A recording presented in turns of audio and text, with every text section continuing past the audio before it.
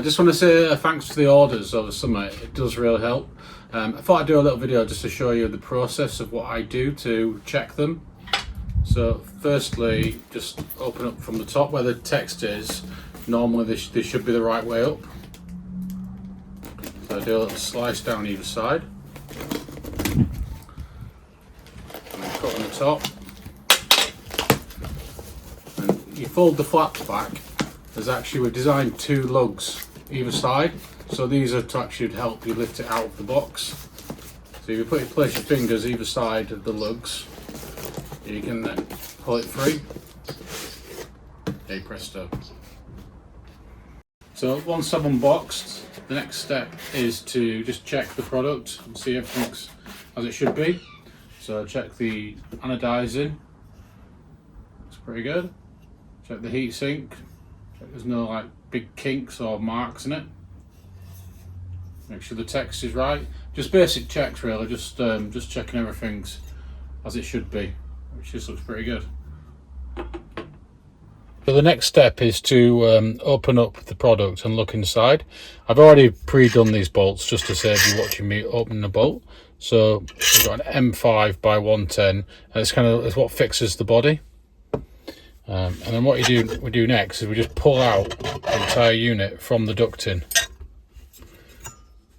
So the first thing I check is the wires. So the wires should be away from the heatsink. So I always just make sure that they're away from the heatsink and pull them down a little bit. Like that. Just so there's no contact.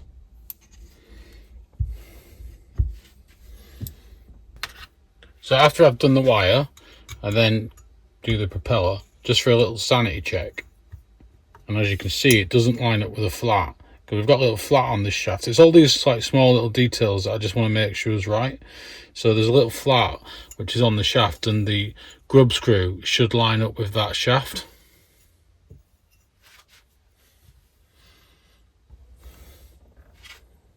So once I've checked where the propeller is, the next thing I do is just take off the motor bracket from the base. It's just got 2 fixings that go like that, and then make sure that the torque is right on the heatsink. So you come around from the top, and we've had this special tool made which is preset.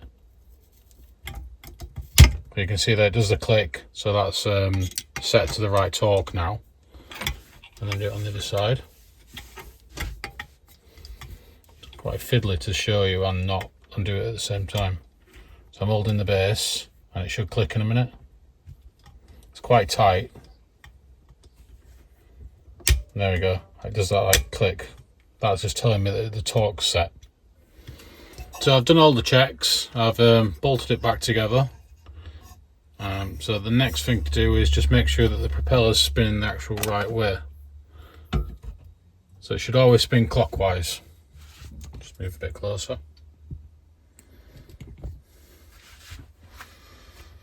Don't need much to start, about drops 10 degrees and there we go. So I test it at 100 degrees, and then we get about 4 mile an hour airflow speed from that, and then I do one at 200, and that should be over 8 mile an hour.